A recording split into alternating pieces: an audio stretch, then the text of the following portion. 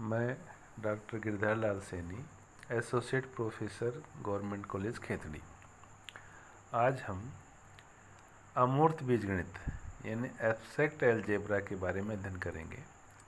इसमें जो टॉपिक है उसका नाम है परमुटेशन ग्रुप, क्रमचय ग्रुप। इसमें सबसे पहले पक्षांतरण यानी ट्रांसपोजिशन क्या होता है इसकी परिभाषा देंगे। दो लंबाई का चक्रीय क्रमचय एक पक्षांतरण कहलाता है। जैसे देखो 1 2 2 3 AB है ना। इनमें क्या है कि अवयवों की संख्या कितनी है? 2 है, इसलिए इसको क्या दो लंबाई का हम चक्रीय क्रमचय कहते हैं। तो दो लंबाई का जो चक्रीय क्रमचय है वो एक पक्षांतरण कहलाता है। उसके बाद में असंयुक्त चक्र यानी डिसजॉइंट साइकिल्स क्या होते हैं? किसी समुच्चय के दो चक्र असंयुक्त कहलाते हैं यदि उनके संकेतों में उभयनिष्ठ अवयव नहीं हो। एग्जाम्पल के तौर पे जैसे मान लो S5 है। S5 का मतलब क्या है कि उसमें 5 अवयव हैं, जैसे 1 2 3 4 5। तो उसके जो क्रमचय हैं, हम दो क्रमचय ले रहे हैं कि S5 में एक तो क्रमचय F है जो है 1 2 5, दूसरा है G = 3 4। यानी इसका मतलब क्या है कि जैसे 1 की मैपिंग 2, 2 की 5, 5 की 1, इसमें क्या 3 की 4, 4 की 3, ये मैपिंग है। तो इसका मतलब क्या हुआ कि ये है ना F और G, ये दोनों क्या है? असंयुक्त चक्र हैं, डिसजॉइंट साइकिल हैं। जबकि F = 1 2 3 और G = 3 4 5 असंयुक्त चक्र नहीं है, क्योंकि इस F और G में जो 3 है ना वो F और G दोनों संकेतों में है। तो परिभाषा के अनुसार जैसे पहला है ना F = ये वाला, दूसरा G = ये वाला, इसमें कोई भी अवयव है ना वो क्या है? कॉमन नहीं है, उभयनिष्ठ नहीं है, इसलिए ये क्या है? असंयुक्त चक्र हैं। दूसरा आप देखो F और जो G है ना इसमें से 3 है ना वो क्या है? दोनों के अंदर है, इसलिए क्या है कि ये असंयुक्त चक्र नहीं है। उसके बाद में फिर हम क्या है कि एक थ्योरम लेते हैं। थ्योरम का स्टेटमेंट यानी कथन क्या है? R लंबाई के चक्र की कोटि R होती है। यानी अगर कोई चक्र है उसके अंदर R अवयव हैं तो उसको क्या कहेंगे? R लंबाई। तो उसका जो ऑर्डर है वो कितना होता है? R ही होता है। ये थ्योरम है। इसका हम क्या है? प्रूफ करेंगे। तो प्रूफ के लिए माना F = x1 x2 xr एक R लंबाई का चक्र है, तो इसकी कोटि R होती है, हम प्रूव करना चाहेंगे। इसलिए तो यहाँ पर क्या हुआ कि जैसे मान लो ये x1 है ना, इसकी मैपिंग कौन सी होगी? x2 होगी। तो हमने क्या लिखा है कि Fx1 = x2। अब जैसे मान लो हमने लिखा F2 x1 = तो इसको क्या लिख सकते हैं? F × Fx1। ठीक है। तो इसका मतलब क्या है कि जो Fx1 है इस ऊपर वाली से ये क्या है? x2, तो ये Fx2 हो गया। इसका मतलब क्या हुआ कि मान लो x1 की मैपिंग x2 है तो और x2 की मैपिंग क्या? नेक्स्ट वाला x3, तो उसको अपने Fx2 लिखा और Fx2 = कितना आएगा? x3। तो हमने ये लिखा कि F2 x1 है ना वो क्या बन गया? x3 बन गया। तो इस प्रकार से अब F3 x1 है तो इक्वल टू इसको हमने लिखा कि f² x1 = f और f² x1 है, जो ऊपर वाले से ये क्या है? यहाँ पर 3 है, तो f x3 = क्या आ गया? x4 आ गया। इस प्रकार से अब देखो डॉट डॉट, तो आप तो इससे है ना आप Fr⁴n r−1 x1 = क्या आ जाएगा? xr आ जाएगा और F⁴r x1 क्या आ जाएगा? x1 आ जाएगा। तो कैसे? क्योंकि देखिए यहाँ पर जैसे मान लो ये Fx1 था तो वो उसके आगे वाला, F2 था तो उसके आगे वाला कौन सा? x3। तो ऐसे यहाँ पर क्या है कि अगर मान लो यहाँ पर F⁴r−1 है तो अवयव कौन सा आएगा? उसके आगे वाला xr आएगा। उसके बाद में तो देखो x1 की मैपिंग x2, x2 की x3, इस प्रकार से एक्स आर माइनस वन जो है ना, ये वाली, इसकी मैपिंग कौन सी होगी, एक्स आर की मैपिंग ये एक्स वन हो जाएगी ना, इस एक्स आर की मैपिंग ये एक्स वन हो जाएगी। इसलिए हमने लिखा कि एफ की power r x one equal to क्या है, एक्स वन है। तो एक चक्र हो गया ये। इस प्रकार से अगर मान लो एफ की पावर एक्स टू है तो वो क्या आ जाएगा, एक्स टू आ जाएगा। एफ की पावर आर एक्स थ्री है ना, इक्वल टू वो क्या आ जाएगा, एक्स थ्री आ जाएगा। डॉट डॉट एफ की power r x i equal to क्या आ जाएगा, एक्स आई। कब, जब आई इक्वल टू क्या, वन टू थ्री और आर हो। इसको हमने क्या है कि एक नंबर का। उसके बाद में अतः यदि x does not belongs to x1 x2 और xr, यानी ये इसमें नहीं है परंतु x f के परिसर का सदस्य है, तो इसका मतलब क्या हुआ कि जो fx इक्वल टू क्या आएगा, x इम्प्लाइज f की पावर आर एक्स करोगे तो भी क्या आ जाएगा, वो x आ जाएगा। इसको हमने दो नंबर का। तो समीकरण नंबर जो ये है ना, ये एक वाला है ना, ये एक और ये जो दो है, उससे हम क्या लिखेंगे कि f की पावर x, f की power r x equal to x for all x belongs to f का परिसर। देयरफॉर तो यहाँ हम ये देखते हैं कि मान लो जो हर अवयव जो है उसकी जो प्रतिबिंब है वो क्या आ गया, x आ गया। तो इसका मतलब है कि f की पावर r है ना, वो क्या आ गया, उसको हम क्या कहेंगे, तस्मक कहेंगे, तस्मक क्रम से कहेंगे, तो इक्वल टू आई। यहाँ r जो है वह न्यूनतम धन पूर्णांक इस प्रकार है कि f की पावर r इक्वल टू क्या है, i है ना, ये आ गया। जब ये r इक्वल एफ की पावर r इक्वल टू जब i आ गया ना, तो इसका मतलब हम ये कहेंगे कि f की जो कोटि है ना वो r है, जो कि चक्र की लंबाई के क्या है, बराबर है। इस प्रकार से है ना, इस थ्योरम का हमने क्या किया है, ये प्रूफ किया है। फिर हम क्या है कि दूसरी थ्योरम लेते हैं। दो असंयुक्त चक्रों का गुणन कर्म में होता है।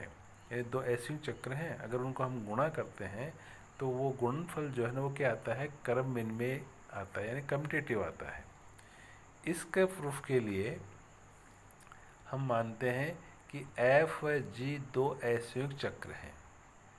तो असंयुक्त चक्र की परिभाषा से किसी अवयव x के लिए तो क्या है कि मान लो जैसे एफ एक्स एक्स नहीं है, इम्प्लाइज अगर g x equal to x है, इम्प्लाइज तब हम क्या करेंगे, इनका गुणा करेंगे। तो f g x equal to, इसको क्या लिखेंगे, f of g x, f of g x. तो अब देखिए यहाँ पर क्या है कि ये जो जी एक्स है ना, इसके अनुसार ये क्या एक्स, तो हमने एफ ऑफ एक्स लिख दिया। और फिर हम दूसरा लिख सकते हैं कि अगर यहाँ पे जी एक्स इक्वल टू एक्स है, इम्प्लाइज एफ एक्स है ना वो एक्स नहीं है। इसका मतलब क्या हुआ कि इम्प्लाइज जब हम यहाँ पे जी ऑफ एफ एक्स करेंगे तो इसको क्या लिखेंगे, g of f x equal to, अब देखो यहाँ पर क्या है कि एफ एक्स तो एक्स नहीं है लेकिन जी एक्स इक्वल टू एक्स है। तो आप कंपेयर करना कि यह जी एक्स इक्वल टू एक्स आ गया, तो इसमें जैसे जी एफ एक्स है तो इसके अनुसार यहाँ पर क्या है, ये एफ एक्स आएगा। Therefore f g x equal to g f x. तो दोनों के अंदर आप देख रहे हैं कि एफ जी एक्स है वो एफ एक्स आ गया, और यहाँ पर क्या है जी ऑफ एफ एक्स है वो भी क्या आ गया, एफ एक्स आ गया। इसका मतलब क्या हुआ कि f g x equal to g of x. इस प्रकार सिद्ध कर सकते हैं कि जब अब एफ एक्स इक्वल टू तो एक्स है, इम्प्लाइज जी एक्स है ना एक्स नहीं है, तो f g x equal to क्या बनेगा, ये f of g x equal to है ना, वो इसी परिभाषा से f x equal to x है ना, तो इसमें एफ एक्स यहाँ पर जी एक्स है तो वो क्या आ जाएगा, जी एक्स आ जाएगा। जब जी एक्स एक्स नहीं है, implies f x equal to x है, तो g of x equal to क्या है, जी ऑफ एफ एक्स। अब इस ऊपर वाले के अनुसार क्या है कि यहाँ पर देखो ये f x equal to x है ना, ये वाला, तो यहाँ पर जी तो है ही है, एफ एक्स की यहाँ पर क्या एक्स आ जाएगा, तो क्या बन जाएगा, जी एक्स बन जाएगा। Therefore f g x equal to g of x या एफ एक्स इक्वल टू क्या है, जी एफ। तो इसका मतलब क्या है कि अगर मान लो एफ और जी असंयुक्त चक्र है ना, तो असंयुक्त जो चक्र है तो उनका जो गुणन है वो क्या है, कर्मिन में होता है, यानी f g equal to g f है ना, तो इसको हम क्या कम्यूटेटिव कहते हैं। अब हम क्या है कि एक थ्योरम और लेते हैं। उसका जो स्टेटमेंट है वो क्या है कि प्रत्येक क्रमचय असंयुक्त चक्रों के गुणनफल के रूप में व्यक्त किया जा सकता है। इन जो भी क्रमचय परम्यूटेशन है वो जो असंयुक्त चक्र है ना, उनके गुणनफल के रूप में हम इसको व्यक्त कर सकते हैं। ये थ्योरम है। तो इसके प्रूफ के लिए हमने क्या किया कि माना ये सिग्मा किसी परिमित समुच्चय ए का क्रमचय है। ए का कोई एक निश्चित इनवेरेंट अवयव लेकर हम एक पंक्ति प्राप्त करेंगे, जिसमें सबसे पहले हम क्या करते हैं कि जैसे सबसे पहले ए और उसके आगे सिग्मा ए, ठीक है। तो सिग्मा ए लिख दिया, फिर उसके आगे क्या है कि जो सिग्मा ए आया ना उसका फिर अपन सिग्मा लेंगे, है ना। डॉट डॉट इस प्रकार से लिखे गए हों, क्योंकि ए में अवयवों की जो संख्या ना वो क्या है, निश्चित है। तो कुछ चरणों के बाद हमें एक ऐसा अवयव प्राप्त होगा जिसका सिग्मा प्रतिबिंब ए है। इस प्रकार ये एक पंक्ति चक्र को प्राप्त करेगी। यदि इस चक्र में ए के सभी अवयव नहीं आ पाए हों तो ए के शेष अवयवों से कोई भी अवयव जैसे बी लेकर उपरोक्त की भांति एक दूसरा चक्र प्राप्त करेंगे। इस प्रकार चक्र प्राप्त करने की प्रक्रिया तब तक जारी रखेंगे जब तक कि ए का प्रत्येक अवयव किसी न किसी चक्र में नहीं आ जाता। चूँकि यह ए परिमित है, अतः इस तरह से प्राप्त सिग्मा के चक्रों की संख्या भी क्या होगी, निश्चित होगी। पुनः किन्हीं दो चक्रों में कोई अवयव उभयनिष्ठ नहीं है, अतः क्रमचय कुछ निश्चित असंयुक्त चक्रों के गुणनफल के रूप में व्यक्त हो जाता है। जैसे फॉर एग्जाम्पल, जैसे सिग्मा इक्वल टू, जैसे मान लो 1 की मैपिंग 4, 2 की 6, 3 की 2, 4 की 5, 5 की 1, 6 की 3, 7 की 8 और 8 की 7 ये दे रखी है। ये हो तो अब देखिए यहाँ पर क्या है कि हम क्या बनाते हैं, इनका एक चक्र बनाते हैं। तो सिग्मा इक्वल टू, तो हमने क्या लिखा कि जैसे मान लो 1 की मैपिंग 4, फिर 4 की जो मैपिंग है ना वो यहाँ पर क्या आ गई, ये 5 आ गई, फिर 5 की वापस 1 आ गई, तो एक चक्र हो गया ये। तो यहाँ पर आपको कहा ना कि हम जैसे ए का कोई अवयव ए लेंगे, फिर उसकी मैपिंग अगले लिखेंगे, अगले की अगले लिखेंगे, है ना, इस प्रकार से।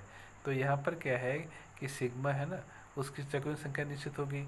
अब यहाँ पर हमने क्या, दूसरा अवयव जैसे मान लो 5 की 1 समाप्त हो गई, ठीक है। तो उसके बाद ही फिर हम जैसे 2 से स्टार्ट करेंगे। तो यहाँ पर देखो 2 की मैपिंग क्या है, 6, तो यहाँ क्या लिखा, 2 की मैपिंग 6। फिर यहाँ पे देखो 6 की मैपिंग 3 है, तो ये क्या लिखा, 6 की मैपिंग 3। फिर यहाँ पर आप देख रहे हैं कि 3 की जो मैपिंग है यहाँ पर 2 है, तो 3 की मैपिंग क्या आ गई, 2 आ गई, तो ये वापस एक चक्र हो गया। उसके बाद में फिर हमने क्या किया कि जो 7 जो है ना उससे स्टार्ट किया, तो 7 की मैपिंग 8, 8 की मैपिंग 7, इस प्रकार चक्र प्राप्त हो गया। तो हमने ऊपर लिखा ना ये कि इनमें कोई भी अवयव उभयनिष्ठ नहीं है, और ये जो सिग्मा जो है ना उसकी संख्या क्या निश्चित होगी। तो किन्हीं भी दो चक्रों में कोई भी अवयव उभयनिष्ठ नहीं है, अतः क्रमचय कुछ निश्चित चक्रों के गुणनफल के रूप में क्या हो जाता है, ये व्यक्त हो जाता है। अब यह ध्यान रखना है कि असंयुक्त चक्रों के गुणनफल में यदि एक लंबाई का चक्र प्राप्त होता है तो उसे नहीं लिखा जाता। इसका मतलब क्या है, देखो इसमें क्या है कि जितने भी ये 8 अवयव हैं वो सारे 8 अवयव इसके अंदर आ गए। अगर मान लो कोई अवयव ऐसा होता जैसे मान लो 3 की मैपिंग 3 होती, तो उसको क्या है कि हम क्या कहते हैं कि एक लंबाई का चक्र कहते हैं, उसको हम क्या लिखते नहीं हैं, ये इसका मीनिंग है।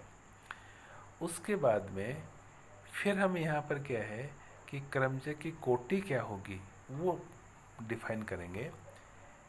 यदि f किसी परिमित समुच्चय S का एक क्रमचय है तो वह छोटी से छोटी धनात्मक पूर्णांक n जिसके लिए f की power n equal to i आ जाए, ये हो तो n को क्रमचय f की कोटि कहते हैं। चूँकि किसी चक्र की जो कोटि है उसकी लंबाई के बराबर होती है, ये हमने पहले प्रूव किया है, और प्रत्येक जो क्रमचय है उसको असंयुक्त चक्रों के गुणनफल के रूप में व्यक्त किया जा सकता है, ये भी हमने देख लिया। देयरफॉर किसी क्रमचय की जो कोटि है उन सभी असंयुक्त चक्रों की लंबाई का लसापय होता है ना, ये हम कहते हैं एलसीएम होता है। देयरफॉर यदि f एक परिमित समुच्चय S का क्रमचय है तो ऑर्डर ऑफ जो f है ना वो इक्वल टू क्या होगा कि जो f के असंयुक्त चक्रों की लंबाई का LSF यानी एलसीएम वो हम निकालते हैं इसमें। फिर एक थ्योरम है कि प्रत्येक क्रमचय को पक्षांतरों के गुणनफल के रूप में व्यक्त किया जा सकता है। इसके लिए, इसके प्रूफ के लिए हम क्या करते हैं कि क्रमचय गुणन की सहायता से देखा जा सकता है कि किसी चक्र, जैसे मान लो x1 का x2 का x3 डॉट डॉट है ना, लास्ट में xn का xn के लिए इसमें है ना x1 x2 और x2 x3 dot dot xm है ना, ये हमने लिखा है यहाँ पर ये।